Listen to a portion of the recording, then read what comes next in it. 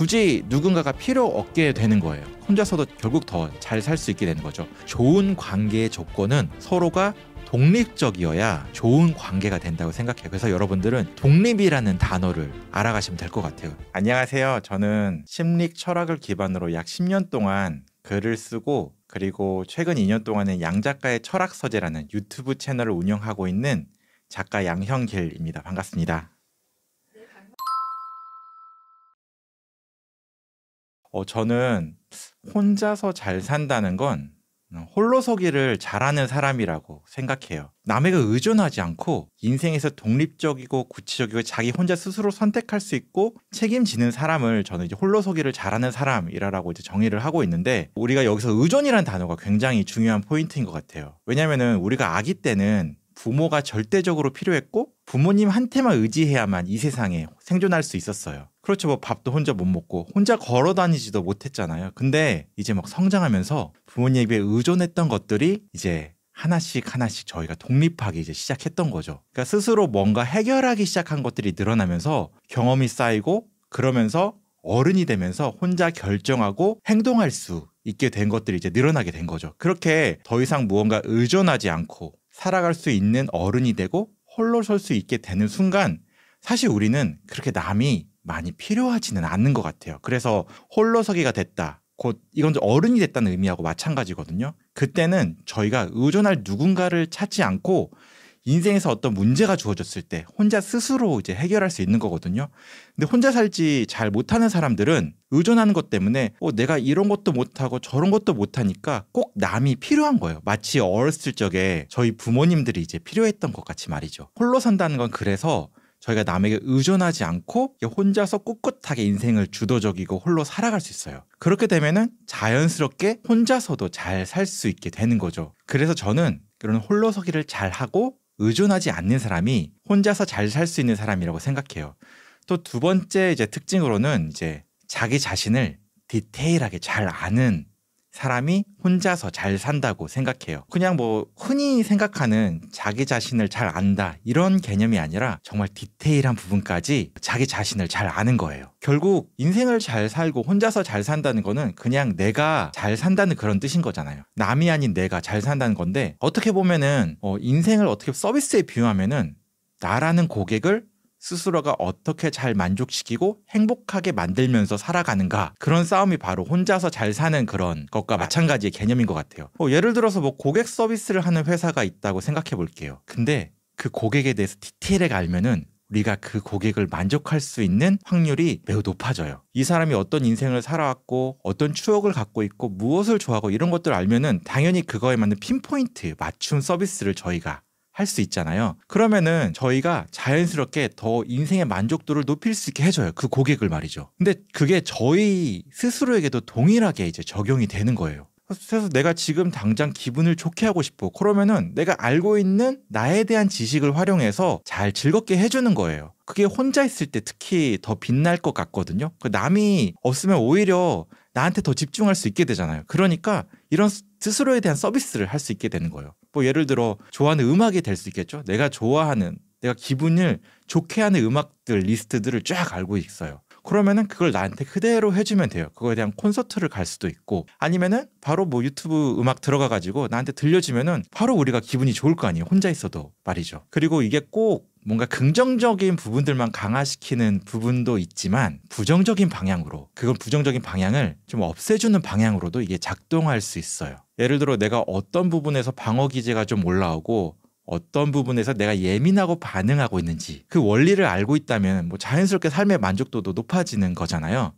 저 같은 경우에 뭐 누군가 나를 뭐 칭찬하거나 아니면은 칭찬하면 일반 사람보다 더 좋아하는 경향들을 가지고 있거든요. 그리고 조금이라도 누군가 비난하면은 견디지 못하는 그런 성향들을 가지고 있어요. 그래서 제가 사실 저도 혼자 있는 거 좋아합니다. 좋아하는데 제가 혼자 있을 때 막 누군가가 뭐 비난하는 그런 순간들이 있는 것 같아요. 그때 좀 견디지 못하고, 그리고 제가 발표나 이런 거를 할 때 지금 인터뷰하는 것도 지금 엄청 떨리고 있는데, 프레젠테이션 같은 거 그런 거 많이 하잖아요. 직장생활 할 때. 그때 누군가가 날선 비판이라도 하면은 집에 혼자 들어와서 엄청 스스로를 많이 자책해요. 힘들어하고.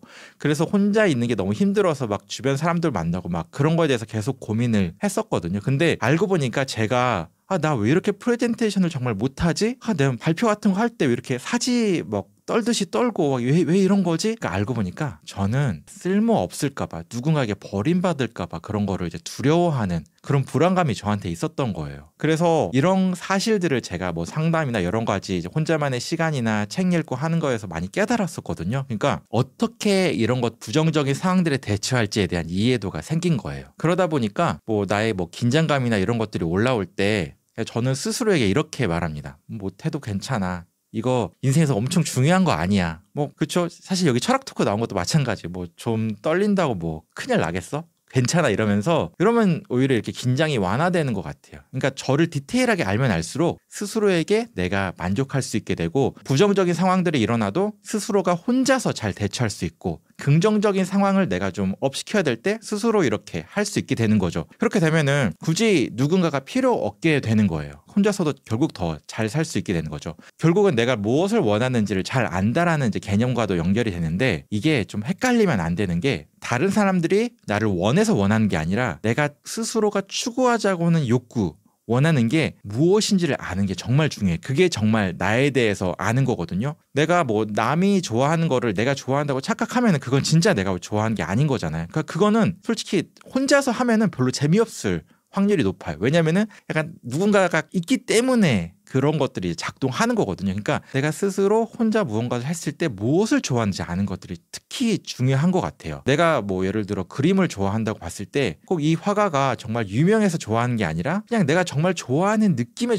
주목해서 이 그림을 좋아하는 거예요. 이건 정말 내 스타일이야. 이건 내가 정말 좋아하는 거야. 그러면 진짜 내가 이제 좋아하는 것들이겠죠. 그래서 그런 것들에 이제 관심을 이제 가져보고 아, 내가 이런 것들을 좋아하는구나. 남들과는 상관없이 이건 정말 내가 좋아하는구나. 이런 것들을 디테일하게 잘 찾으면 찾을수록 우리들은 혼자서 더 잘 살 수 있는 확률이 높아지게 되고 내가 좋아하고 그렇게 스스로에 대한 이해도가 높아지면은 내가 혼자서도 인생을 만족하게 살 수 있는 방법들을 쉽게 찾아낼 수 있게 되는 것 같아요. 그리고 마지막으로 혼자서 잘 살려면은 저는 타인에게 영향을 덜 받는 사람이라고 생각해요. 우리가 혼자 지내지 못한 이유 중에 하나는 저는 인정욕구라는 게 크게 작용한다고 생각해요. 그러니까 혼자 지내지 못한 사람들은 남한테 꼭 좋은 평가를 받아야만 누군가에게 인정을 계속해서 받아야만 살아갈 수 있으니까 혼자서 못 산다고 생각을 하거든요. 그래서 인정욕구에 많이 의존할수록 마치 조금은 이제 센 그 표현일 수도 있겠지만 뭐 어떤 거에 중독이 됐을 때 그것 없이는 우리가 못 살잖아요. 그러니까 타인이나 인정 욕구에 대한 것들이 너무 크면은 이렇게 다른 사람들이 없으면은 내가 스스로 못 살게 되는 거죠. 그게 뭐냐면 타인한테 영향을 많이 받고 있는 상태예요. 그리고 그 영향을 많이 받고 있는 거는 내가 인정 욕구가 이제 크다라는 의미예요. 그러니까 반대로 말하면은 인정 욕구가 좀 크지 않은 사람들은 좀 자유로워질 수 있어요. 굳이 남이 이제 필요 없으니까. 그래서 이런 사람들은 친구가 없이 혼자여도 이제 자유롭게 살아갈 수 있다고 생각해요. 그러니까 이제 심리학자 아들러는 이렇게 타인의 영향으로부터 자유로울 수 있다는 거를 이제 과제 분리라는 표현을 사용해서 이제 설명을 했어요. 예를 들어 이제 타인의 이제 시선과 평가들은 타인의 고유한 과제인 거예요. 나는 내 인생의 과제에만 집중하면서 살면 되는데 이제 남의 과제를 꼭 내 과제 같이 여기면서 이제 살아가는 거예요. 그게 어떤 거냐면은 누군가 나에 대해서 평가할 때 그거에 너무 중요하다고 이제 생각해 버리는 거예요. 그게 이제 타인의 평가, 타인의 과제에 대해서 내가 너무 중요하게 생각하는 상황인 거거든요. 예를 들어서 내가 혼자가 되었다고 이제 생각해 볼게요. 그러니까 주변 사람들은 분명히 이런 사람들이 있어요. 내가 혼자 사는 거에 대해서 이상한 평가를 내리는 사람들이 있어요. 뭐 자발적일 수도 있고 비자발적일 수도 있지만 요즘에 혼자 사는 사람들 많잖아요. 요즘에 뭐 돌싱그즈 막 이런 거 해가지고 이혼하는 사람들도 많고 그 다음에 내가 그냥 혼자서 비혼주의로 해가지고 사는 사람들 많고 뭐 솔로로 사는 사람들 많고 그럴 때 혼자 밥 먹을 수도 있고 혼자서 무언가를 하는 모습들을 다른 사람들에게 비춰줄 수 있는 상황들이 많이 생긴단 말이에요. 근데 꼭 여기다 대고 저 사람은 성격이 별로여서 저럴 거야. 아니 저 사람은 뭔가 인성에 문제가 있을 거야. 저러니까 뭐 그 혼자 살게 되는 상황이 되지라고 꼭 이제 비난하는 사람들이 있을 거예요. 근데 정확하게 설명하면은 타인의 평가는 그 평가하는 사람들의 이제 문제인 거지 내 문제인 건 아니에요. 그러니까 그 사람은 나에 대해서 평가는 할 수 있다고 생각해요. 근데 그게 꼭 내가 뭐 진짜 그게 문제여서 그런 건 아니거든요. 사실 내가 진짜 문제인지는 알 수 없어요. 왜냐면 이 긴 인생에서 내가 문제 있는 경우도 있고 문제가 아닌 경우도 있잖아요. 근데 그걸 가지고 내가 문제가 있다고 어떻게 스스로가 평가할 수 있겠어요. 그래서 타인에 대한 평가는 과제 분리라는 거는 타인의 평가를 그냥 분리해버리는 거예요. 저거는 저 사람의 의견이고 나는 나에 대한 평가는 다를 수 있어 라고 이렇게 분리해버리는 거예요. 그래서 저 사람이 나를 평가하는 것 자체는 저 사람의 과제이지만 내가 나에 대해서 평가하는 거는 나의 과제이고 사실 나는 내 인생에 집중을 하면 되는 거예요. 그냥 나에게 주어진 지금 된 것들. 전 작가니까 오늘 글쓰기를 하면 되는 거고 그렇죠? 타인한테 휘둘리면 사실 글쓰기도 잘 못할 거 아닌가. 스스로 이제 혼자서 글쓰기도 잘 하고 하면은 저는 자연스럽게 제 할 일을 남이 무엇라고 말하든 영향받지 않고 할 수 있는 사람, 즉 혼자서도 잘 살 수 있는 사람이 되는 거예요. 그게 저는 이제 혼자서 잘 살 수 있다라고 말할 수 있을 것 같아요. 저는 의존의 반대말이라고 개인적으로 생각을 하는 단어가 하나 있거든요. 그게 뭐냐면은 독립이에요. 그러니까 좋은 관계의 조건은 서로가 독립적이어야 좋은 관계가 된다고 생각해요. 그래서 여러분들은 독립이라는 단어를 알아가시면 될 것 같아요. 좋은 관계 이꼬르 독립이다. 왜냐하면 저는 서로 의존하고 집착하는 관계는 건강하지 못한 관계라고 생각해요. 반대로 건강한 관계는 독립적으로 성숙한 어른이 서로의 존재를 인정하고 존중하면서 맺는 관계가 저는 진짜 건강한 관계라고 생각해요. 좋은 관계에는 의존이란 단어는 없어야 된다고 생각해요. 의존이란 단어가 이제 펼쳐지는 상황들은 어떻게 되냐면은 부부가 예를 들어 서로 너무 의존하는 거예요. 그러면은 이런 단어들이 등장하겠죠. 나보다 게임이 좋아? 나보다 공부가 좋아? 아니면 나보다 너의 인생의 어떤 과제가 더 소중해? 이런 것들이 이제 대표적인 의존하는 거거든요. 아니면 조금 이제 연락 1시간 정도 안 했는데 너 왜 1시간 동안 아무 연락 안 했어? 이런 것들이 조금 이제 의존의 어떤 이제 예시? 그러니까 이게 이럴 수는 있다고 생각을 해요. 근데 이게 너무 극단적으로 가는 경우. 그게 정말 의존이 이제 심해지는 경우에 건강한 관계가 안 되거든요. 왜냐면 저 사람에게 너무 의존해 버리는 거예요. 의존하는 관계가 되면은 사실 서로 만나도 행복해지기가 참 어려워요. 왜냐면은 저 사람 때문에 내가 무언가를 계속해서 신경을 쓰고 저 사람의 니즈를 계속해서 맞춰야 되는 거잖아요. 저 사람 인생이 어떻게 살았는지. 근데 약간 독립적이면은 저 사람은 A를 좋아하고 나는 B를 좋아하니까 그걸 존중해 주는 관계가 되거든요. 자칫 의존하는 건 이렇게 되는 거예요. 저 사람은 나는 B를 좋아하는데 저 사람은 왜 A를 좋아해? 저 사람도 B를 좋아해야지. 근데 그러다 보면 싸움이 나잖아요. 그러다 보면은 이제 관계가 악화되고 그러니까 이런 의존하는 관계들은 정말 관계에서 계속 그렇게 이롭지는 않은 것 같아요. 의존하는 관계는 딱 이렇게 돼요. 서로 간의 의견을 앞세우는 경우가 많아요. 내가 너무 중요한 거예요. 그러니까 의존하니까 저 사람에게 더 소중하게 여기고 그럴 것 같은데 사실 반대로 작용하는 거거든요. 의존하게 되면은 조금 더 이기적인 부분들이 나요. 근데 나는 저 사람을 많이 생각한다고 생각을 하는데 좀 이기적으로 좀 관계들이 변하는 것 같아요. 왜냐면은 내 의견이 중요하고 내 니즈가 더 중요해지는 거예요. 이게 이 사람이 있음으로써 왜냐면 의존한다는 건 저 사람이 내 니즈를 인정해줘야 이제 의존하는 관계가 이제 성립이 되는 거거든요. 거기에 더 집착하게 되고 그러다니까 반대로 의존하게 되면은 그 막 지적하는 일도 많아지고 서로 비난하는 일도 많은 것 같아요. 친한 친구나 뭐 하는 사이에도 이런 말이 많이 오가요. 의존하는 경우가. 우린 친한 친구니까 비밀이 막 없어야 해. 고민이 있으면 무조건 나에게 말해야 해. 나한테 말 안 하면 실망할 거야. 이런 조건들이 막 덕지덕지 붙게 되는 거예요. 왜냐면은 그 조건을 아무리 따라주기 싫어도 그 관계를 유지하기 위해서는 이제 의존하는 관계들이 이제 되는 것 같아요. 그리고 또 다른 뭐 의존하는 모습은 이 사람이 원하는 거에 다 맞춰야 돼. 왜냐면 이 사람이 없으면은 난 내 인생을 못 살아라고 이제 생각을 해버리니까 그 의존이 반대로 그런 식으로도 작용할 수 있거든요. 그러면은 이제 상대방이 뭘 원하는지만 집중하게 돼서 그거에 대해 따라가는 거. 그러다 보니까 우리가 이제 의존하게 되면은 무언가 이제 문제가 생긴다. 그래서 이제 독립적인 관계가 필요하고 그런 독립적인 관계를 만들기 위해서는 좀 나 홀로 좀 바로 설 수 있어야 된다고 생각을 해요. 그러니까 독립적인 관계라면은 오히려 좀 저는 서로 속마음을 건강하게 이야기할 수 있게 되는 관계가 된다고 생각하거든요. 의존하면은 이 사람이 나를 떠날까 뭐 할 말도 좀 더 못하게 되는 그런 부분들도 있을 것 같아요. 그러니까 내가 싫어하는 것을 좀 분명히 그러니까 이 사람이 사실 떠나도 상관이 없다라는 그런 좀 마음까지 가는 게 약간 독립적이지 않을까. 조금 약간은 차갑게 들릴 수도 있겠지만 말이죠. 그래서 독립적인 관계라는 건 어떻게 보면 저는 좀 적당한 거리를 이제 유지하면서 상대방의 이제 존재를 인정하고 각자 또 따로 같이 잘 지낼 수 있는 거를 저는 좀 독립적인 관계라고 이제 생각을 하고 쇼펜하우어는 이러한 이제 관계 형태를 이제 모닥불에 이제 비유를 했거든요. 저희가 이제 불을 생각해 보면은 불에 너무 가까이 다가가면은 이제 화상을 입잖아요. 근데 반대로 우리가 너무 멀리 떨어지면 추워요. 근데 모닥불을 생각하면은 저희가 적당한 관계를 유지하면 따뜻하잖아요. 불이라는 거는. 그런 이상적인 관계가 저는 이제 모닥불과 같이 좀 어느 정도 거리를 두고 되고 그러려면 독립적인 것들이 좀 필요하다라고 생각이 듭니다. 전 개인적으로는 개인적인 거예요. 저는 친구는 없어도 된다고 생각해요. 인간관계가 이제 잘 넓혀지지가 않는 거. 나 이 사람들과 연락하는데 연락이 금방 두절되고 이런 사람들은 좀 특징이 다를 것 같아요. 근데 저는 딱 한 가지 이유라고 생각해요. 혹시 이제 여러분들 타인은 지옥이다 라는 말 많이 들어보셨어요?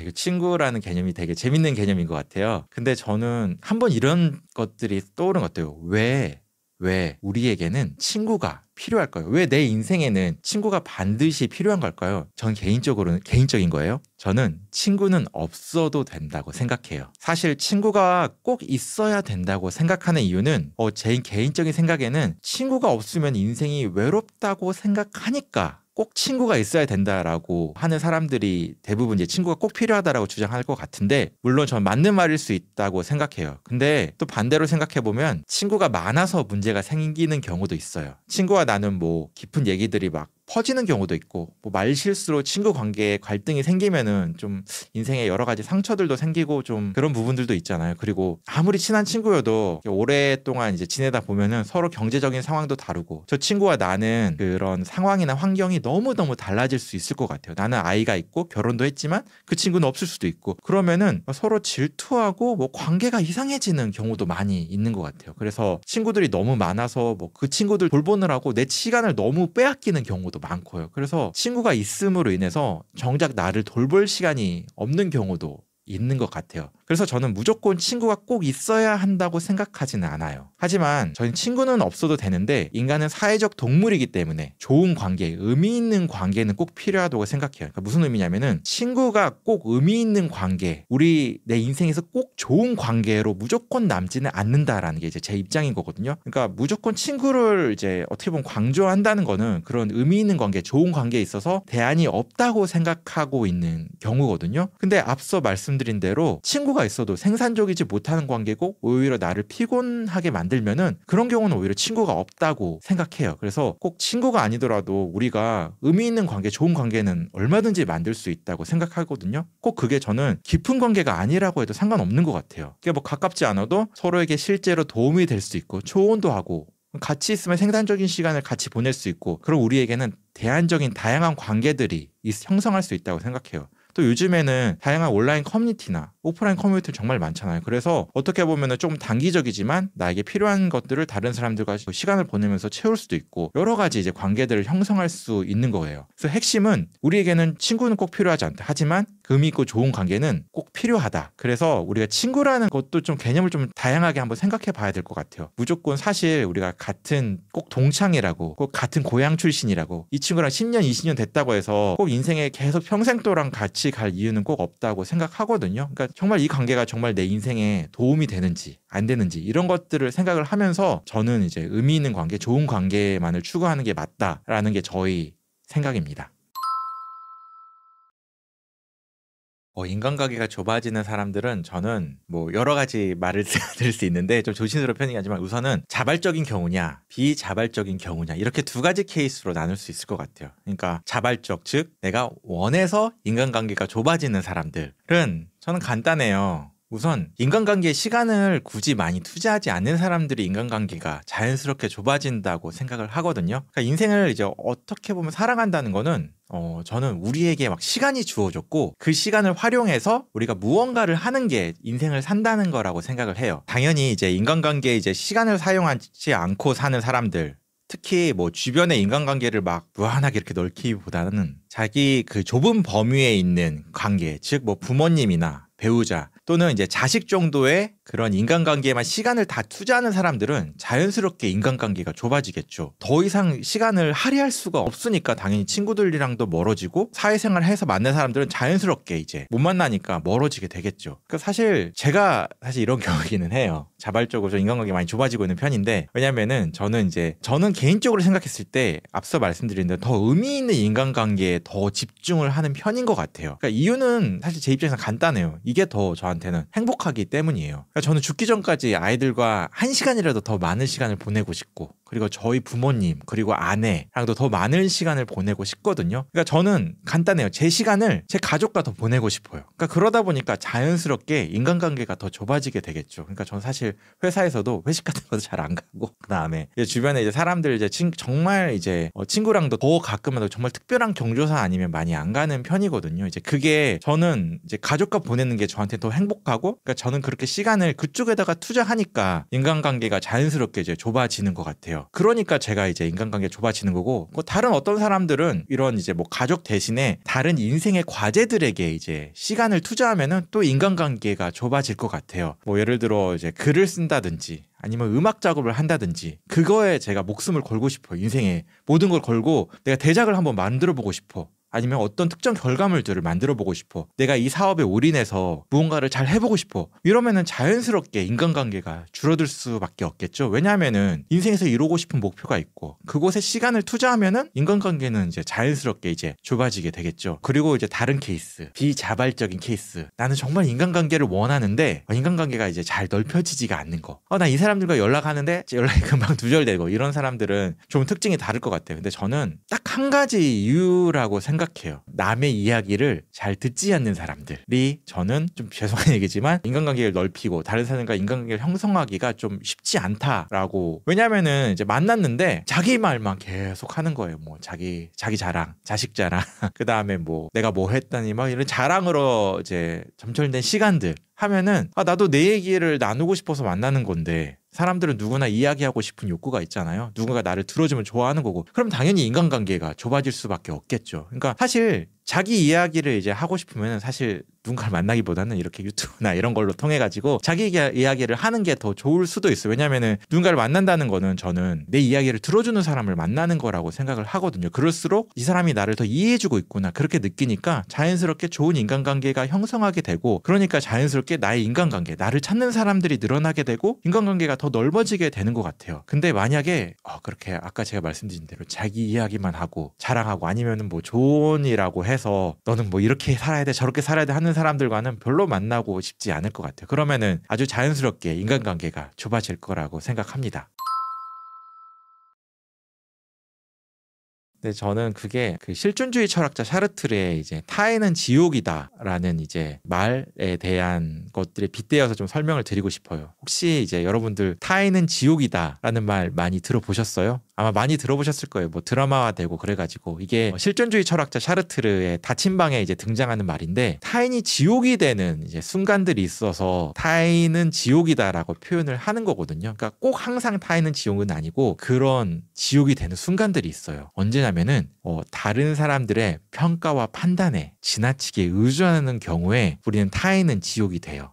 그러니까 이제 친구가 많으면 많을수록 거꾸로 뭐 지옥이라는 표현은 좀 거칠 수도 있지만 불행해질 수밖에 없는 거거든요. 그러니까 우리가 지옥이라는 단어를 한번 생각해 보면은, 지옥의 조건은 인간의 자유가 굉장히 제한되는 이제 환경을 말해요. 그러니까 내가 자유가 제한된다라는 거는 내가 삶을 좀 주도적으로 이끌어가지 못하고 내가 뭔가를 선택해야 되는데 남의 눈치를 계속 보게 되는 거예요. 그러니까 타인의 평가에 확 들어간 순간 나 그냥 좌절해 버리는 거예요. 그거에 따라서 뭔가 뭐 방어할 생각도 안 하고 이건 타인의 평가야라고 생각도 안 하고 그냥 덜컥 그냥 저 사람이 나를 나쁘게 생각하니까 나 진짜 나쁜 사람이야. 이게 타인의 평가에 딱 의존하게 되는 그런 문구거든요. 저 사람이 나를 별로라고 생각하니까 나는 별로인 사람이라고 딱 평가하는 거, 그게 딱 의존하는 거거든요. 이러면은 내 삶의 주체가 타인의 평가에 빼앗겨 버려요. 그러니까 내가 운전대를 이렇게 내가 붙잡고 인생을 이렇게 가야 되는데 다른 사람들에게 내 운전대를 이제 내주어 버리는 거예요. 그러면은 내 인생이 이제 완전 그 사람의 이제 명령에 따라서 이제 움직이게 되겠죠. 내 인생이 남의 선택에 의해서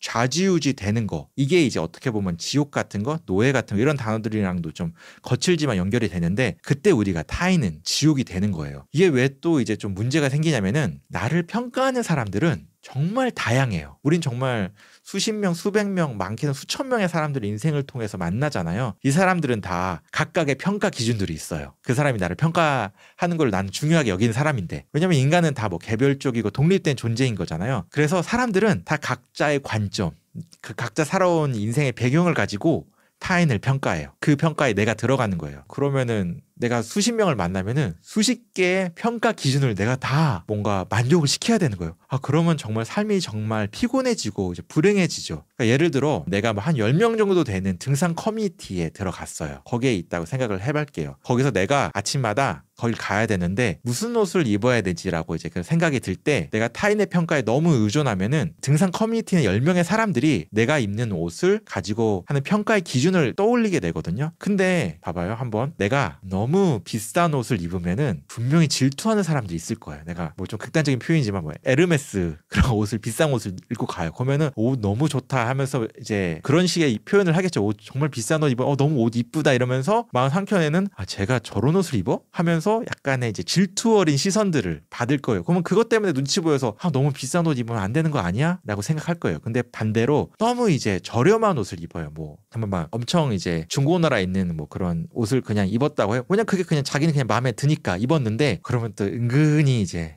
무시하는 사람들이 있을 수도 있어요. 그러면은 또 거기다가 또 내가 장단을 맞춰야 되니까 너무 또 저렴한 옷을 입으면 안 되잖아요. 그러니까 또 나는 그 옷을 못 입게 돼요. 이게 다 이제 남의 시선을 중요하게 생각해서 벌어지는 일이거든요. 나는 명품 입는 걸 좋아하는데 다른 사람들 시선 때문에 못 입게 되고 나는 저렴한 거 난 굳이 옷에다가 돈 투자하고 싶지 않은데 저 사람들 때문에 그보다 더 비싼 옷을 입어야 되고 이런 상황들이 계속 생긴단 말이에요. 그러면은 어떤 상황이 발생하냐면은 내 선택의 폭이 좁아져요. 그러니까 내가 비싼 옷도 못 입고 좁은 것도 못 입고 그리고 중간에 무언가를 찾는데 그걸 또 비난하는 사람도 있을 거란 말이에요. 그러면 또 다른 브랜드도 찾아야 되잖아요. 이렇게 내가 입는 옷이 되게 제한되는 거예요. 이게 꼭 좀 극단적인 예시도 있는데 이런 식으로 내 인생에 여러 가지 선택의 폭이 되는 거예요. 근데 그러다 보면 결국 고를 수 있는 건 하나거든요. 무난한 브랜드, 무난한 인생, 무난한 선택, 남에게 욕먹지 않는 선택들로 내가 가득 차게 돼요. 그러니까 친구들이 많으면 많을수록 평가자가 늘어난다는 의미인 거잖아요. 그 사람들이 나에 대해서 여러 가지 평가를 던질 거잖아요. 나는 거기다가 의존하게 되고 반응하게 되고 그럴수록 더 무난한 인생, 무난한 선택만 하게 되니까 정말 자기 자신의 삶을 살기가 어려워지니까 삶이 더 힘들어지게 되고 불행해질 수밖에 없게 되는 것 같아요. 저는 결국 인생에서 홀로서기를 꼭 해야 한다고 생각해요. 제가 말한 키워드 2가지인데 의존하지 않고 독립적인 나로 만들어 나가는 거 이게 곧 이제 홀로서기의 의미라고 생각을 하거든요. 그러니까 타인의 평가에 이제 의존하지 않고 내가 나의 최종 평가자가 돼가지고 스스로 굳게 일어서면서 홀로서기가 돼야 되는 사람이 되어야 한다고 생각을 하는데 사실 이거를 잘하려면은 좀 이걸 잘하고 있는 사람들에 대한 생각이나 이런 것들을 잘 들어보면 좋을 것 같아요. 그리고 제가 이거를 최근 한 몇 년 동안 좀 보니까 철학자들이 특히 홀로서기를 잘 하는 것 같아요. 그 사람들은 정말 혼자 있는 시간을 잘 활용을 해가지고 창조적인 결과물들을 내놨고 정말 많은 사람들에게 영향을 미쳤잖아요. 그래서 홀로서기를 이제 하고 싶다면은 전 철학자들의 생각을 한번 바라보았으면 좋겠어요. 그리고 그 생각을 가득 담은 게 바로 홀로서기라는 책이에요. 그래서 혹시 뭐 의존에 대한 부분에 대해서 고민이 있거나 인생의 독립, 자기 자신으로 살아가는 것에 대해서 어떻게 해야 되지? 이런 고민이 들면은 철학이라는 게 어떻게 보면 근본에 해당된다고 생각이 들거든요. 그래서 홀로서기 철학이라는 책을 저는 추천을 드립니다. 감사합니다. 정말 지극히 주관적인 관점을 가지고 평가해버리는 게 정말 위험하다고 생각해요. 저는 속마음이라는 거는 자기 자신과 대화를 해야 된다고 생각을 하거든요. 혼자 있는 건 이렇게 인생에 자신만의 이제 결과물들을 만들어내기 정말 최적의 환경인 거예요. 근데 창조적인 활동인 거는 인생의 결과물만 만들어낼 수 있는 게 아니라 실제로 인생에 긍정적인 영향을 많이 미쳐요.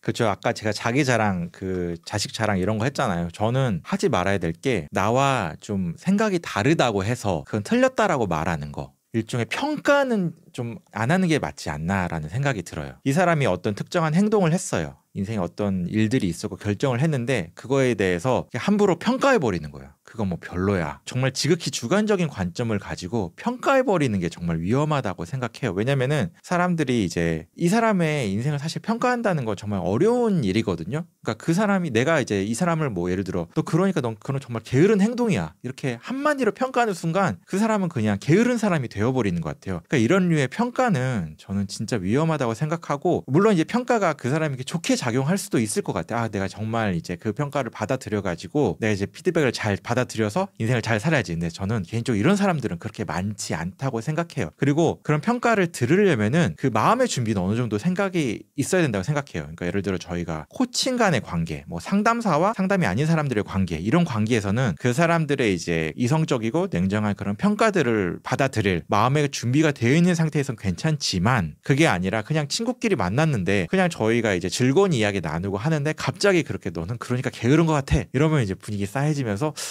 쟤와 나는 관계를 계속 가져가야 되나, 이런 류의 이제 평가들은 정말 해서는 안 되는 말인 것 같아요. 속마음이라는 거는 굳이 남에게 할 필요가 있나? 라는 생각이 들 것 같아요. 왜냐면은 이건 저는 속마음이라는 거는 자기 자신과 대화를 해야 된다고 생각을 하거든요. 왜냐면은 이제 보통 이제 속마음이라는 거는 나의 뭐 여러 가지 이제 형태가 있을 수 있겠지만 보통 나의 뭐 치부거나 아니면은 그러니까 두 가지 개념인 것 같아요. 그러니까 나에 대한 속마음 이야기.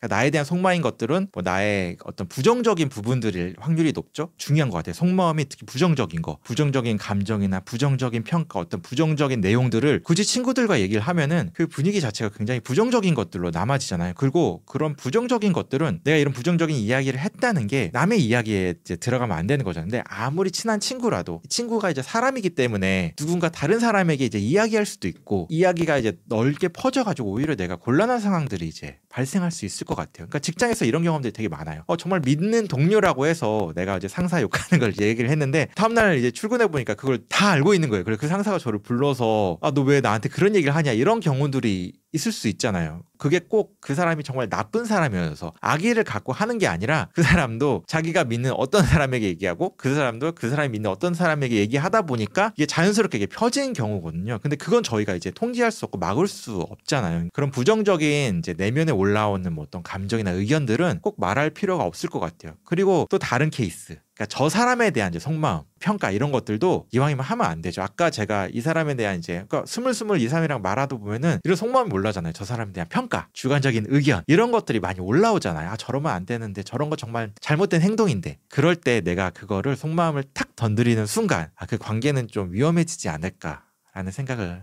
합니다. 저는 특히 나이가 들수록 인생을 계속 이제 살아갈수록 친구보다 우선순위가 높은 것들이 더 많이 생기니까 친구가 자연스럽게 이제 사라지지 않을까라고 생각을 해요. 왜냐면 뭐 다들 알잖아요. 육아하느라 바쁘고 이제 먹고 사는 문제를 해결하느라 바쁘고 이제 뭐 아내와 시간을 보내느라 바쁘고 이러면은 자연스럽게 친구는 우선순위가 밀릴 수밖에 없잖아요. 저도 지금 열심히 쌍둥이 육아를 하고 있는데 시간이 없어요. 친구랑 만난다는 거는 상상도 할 수가 없어요, 저한테. 그리고 저는 이제 아이들을 돌보는데 시간을 쏟고 나머지 시간은 이제 글을 쓰는데 이제 시간을 다 쏟고 있거든요. 그러다 보니까 자연스럽게 친구를 만날 시간이 그냥 없어지는 거예요. 그리고 저는 정말 이제 친구들한테 정말 죄송한 얘기지만 저의 우선순위는 이제 자식과 이제 글쓰기이거든요. 왜냐하면 글쓰기를 통해서 정말 많은 것들을 하고 싶고, 그러니까 인생의 과제를 잘 하고 싶고, 그 다음에 자식과의 관계를 잘 쌓아가고 싶고, 그러니까 자식이 저한테 아빠 거릴 때마다 정말 너무 행복한 것 같아요. 그래서 저는 그 시간을 1분이라도 더 늘리고 싶거든요. 그러다 보니까 저의 친구보다 우선순위가 높으니까 자연스럽게 이제 우선순위가 밀릴 수밖에 없어요. 그리고 보통 사람들도 마찬가지인 것 같아요. 그러니까 나이가 들면은 내가 더 많은 나만의 인생의 과제들이 이제 생기는 것 같아요. 친구보다 우선순위가 높은. 왜냐면은 나이가 든다는 건 우리가 죽음에 더 가까워진다고 생각하거든요. 그러면은 내가 정말로 중요한 게 무엇인가를 좀 고민을 하게 되는 것 같아요. 그게 누군가에겐 전 친구라고도 생각이 들 수도 있을 것 같아요. 그런 사람들은 뭐 친구를 더 많이 사귀고 친구와 더 깊은 관계를 만들 수 있게 되는 거죠. 근데 대부분의 사람들은 더 자기 자신에 대한 과제, 저와 같은 이제 글쓰기나 여러 가지 것들에 인생의 과제가 생기거나 아니면 자기의 가족에 대한 소중함, 이런 것들이 더 소중하게 될 것 같아요. 왜냐면 죽기 전이나 이런 것들을 떠오르게 되면은 죽기 전에 내가 정말 무엇이 중요한 것인가를 이제 깨닫게 되잖아요. 그런 걸 비추어 봤을 때 친구는 아무래도 조금은 우선순위가 많이 사람들에게 밀리는 경향이 있겠죠. 네.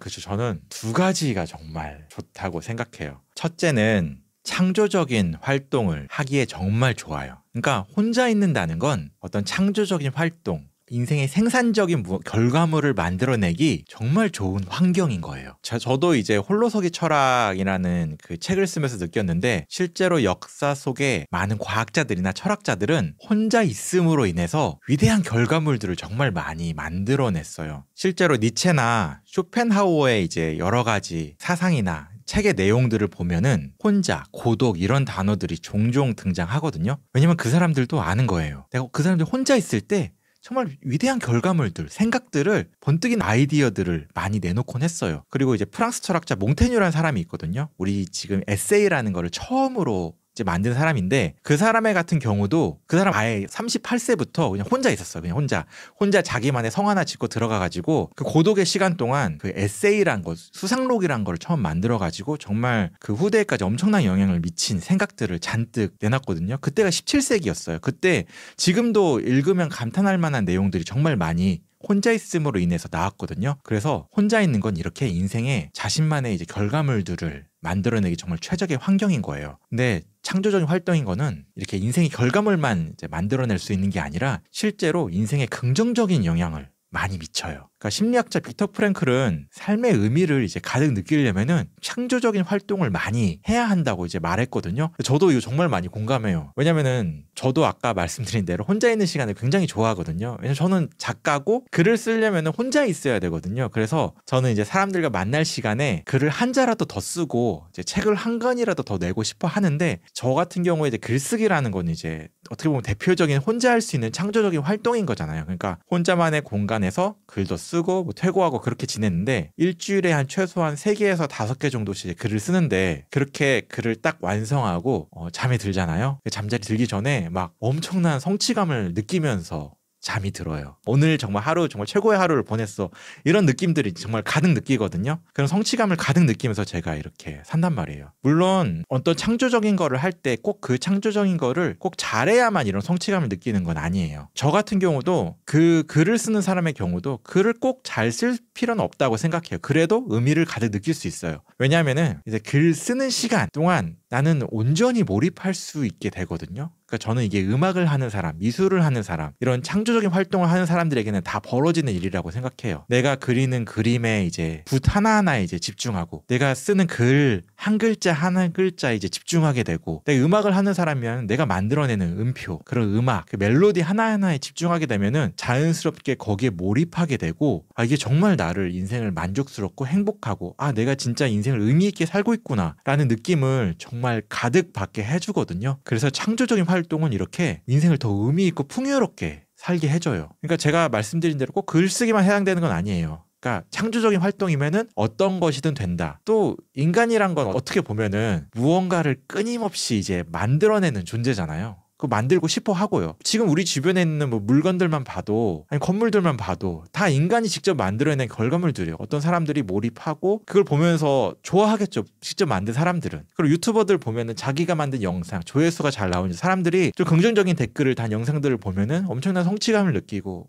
이제 긍정적인 마음들을 가져가겠죠. 그리고 그런 창조적인 결과물들을 많이 내다 보면은 되게 성장하게 되는 것 같아요. 내가 무언가를 몰입해서 만들고 그러다 보면 무언가를 하나라도 더 배우게 되잖아요. 그리고 무언가를 만든다는 거는 어떤 분야에 대해서 집중적으로 파거나 하지 않으면은 무언가를 만들 수도 없어요. 그러니까 잘 알지 못하면은 무언가를 이제 얻지 못하기 때문에 지식은 자연스럽게 늘고 경험도 늘고 그렇게 되면은 엄청난 성장으로 이제 이어질 수 있을 것 같아요. 그리고 꼭 특별한 사람들이 어떤 창의적인 일을 하는 게 아니라 거꾸로인 거예요. 그러니까 창의적인 일을 하니까 그 사람이 특별해 보인다고 생각하거든요. 그러니까 저는 우리가 아는 정말 훌륭한 사람들은 어떻게 보면 저와 별반 다를 바 없는 사람이라고 생각을 해요. 그러니까 우리가 이제 DNA로 봤을 때 거의 99%가 타인과 거의 일치한다고 해요. 그러니까 DNA적으로 봤을 때, 생물학적으로 봤을 때 저 사람과 나는 그렇게 차이가 나지 않아요. 근데 그렇게 차이를 만드는 거는 결국 어떤 일을 이제 반복적으로 했느냐에 따라 달라지는데, 내가 어떤 거에 몰입해서 창의적으로 했기 때문에 그 사람은 특별한 게 되는 거예요. 처음부터 특별한 게 아니라.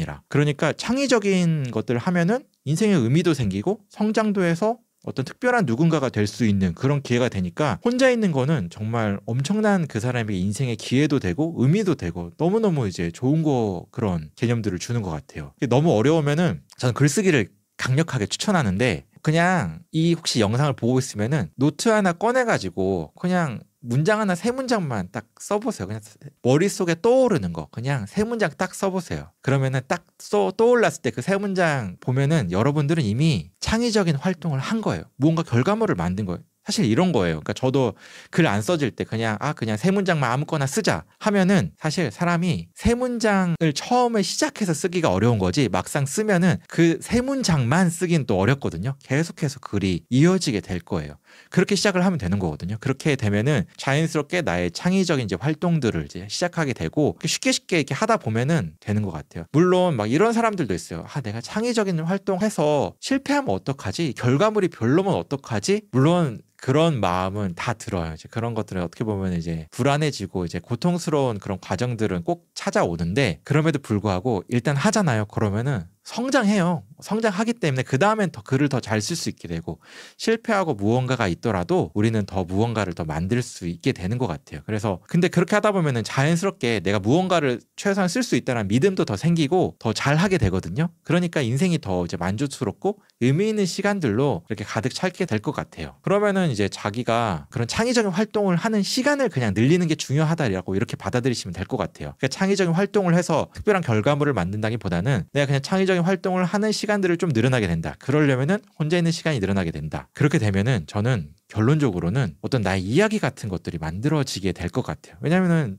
창의적인 활동을 한다는 거는 인생의 결과물들이 계속 나오는 거잖아요. 그러니까 인생의 결과물이 있는 것과 없는 거는 내가 나의 이야기를 스스로 만들어낼 수 있느냐 없느냐에 이제 따른 것 같아요. 왜냐하면 결과물들이 있으면은 그 결과물들과 나의 관계 속에서 계속 어떠한 특정한 이야기들이 계속 만들어지는 것 같아요. 그러니까 저 같은 경우는 예를 들어 이제 처음에 브런치라는 이제 그 플랫폼으로 글 쓰는 걸 시작했거든요. 그러다가 그 브런치에 있는 글을 가지고 이제 책을 출간하게 됐고 책을 출간하게 되면서 자연스럽게 이제 글에 대한 자신감이 조금은 생기면서 여러 가지 것들을 확장이 되면서 여러 가지 이제 이야기들이 만들어졌는데 이런 류의 이야기들이 생각해 보면은 굉장히 많아요. 이게 누구나 다 사실 만들 수 있는 자신만의 이야기들인 거거든요. 그렇게 하나의 어떤 이제 나만의 인생 이야기가 만들어지면서 정말 긍정적인 이제 되는 것 같아요. 근데 그 시작은 저는 혼자 있는 시간과 공간이라고 생각을 해요.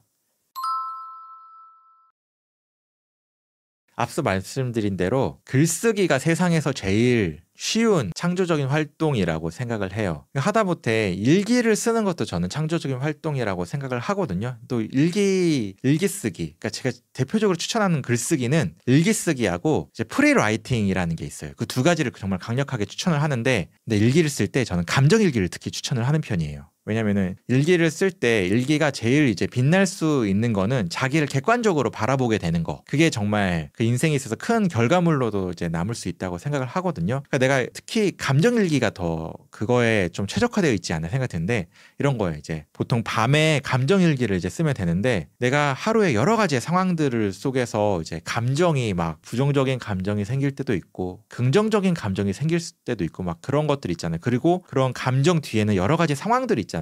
근데 그것들을 그대로 한번 써보는 거예요. 나에게 이런 상황이 있었고 그거에 따른 나의 감정은 불안이었다, 두려움이었다, 아니면은 공포였다, 무서움이었다, 아니면 뭐 그 상황에 따른 긍정적인 감정도 있을 수 있겠죠. 이제 기쁨이었다, 행복이었다. 이런 여러 가지 감정들을 이제 떠오르면은 일단은 자기 자신을 객관적으로 바라볼 수 있게 되는 것 같아요. 왜냐면 사실 이 사람의 인생을 이제 여러 가지 움직이는 원동력 중에 하나는 감정이거든요. 내가 어떤 감정을 많이 이제 표출하느냐, 나타내느냐, 표현하느냐에 따라서 그 사람의 이제 인생이 이제 수면 위에 있던 인생이 객관적으로 이제 표면 위로 이제 드러나는 게 이제 감정을 이제 알게 되면 그렇게 되거든요. 그래서 그런 감정 일기를 쓰면은 자기 자신을 객관적으로 바라보게 되고 그리고 부정적인 감정에 대처할 수 있는 능력이 생겨요. 왜냐면은 감정을 잘 다스리는 거, 분노나 이런 부정적인 감정을 잘 다스리는 방법 중에 하나는 내가 어떤 감정을 갖고 있는지 알아차리는 것만으로도 사실 감정이 사라지거든요. 왜냐면 이 감정이라는 게 어떻게 보면 좀 위험한 게 이제 2차 감정이라고 보통 얘기를 하거든요. 왜냐면은 제가 어떤 부정적인 감정이 1차 감정이 들어오면은 사실 이거는 저희에게 그렇게 큰 영향을 미치진 않아요. 근데 그 감정, 부정적인 감정 때문에 2차 감정은 자책하거나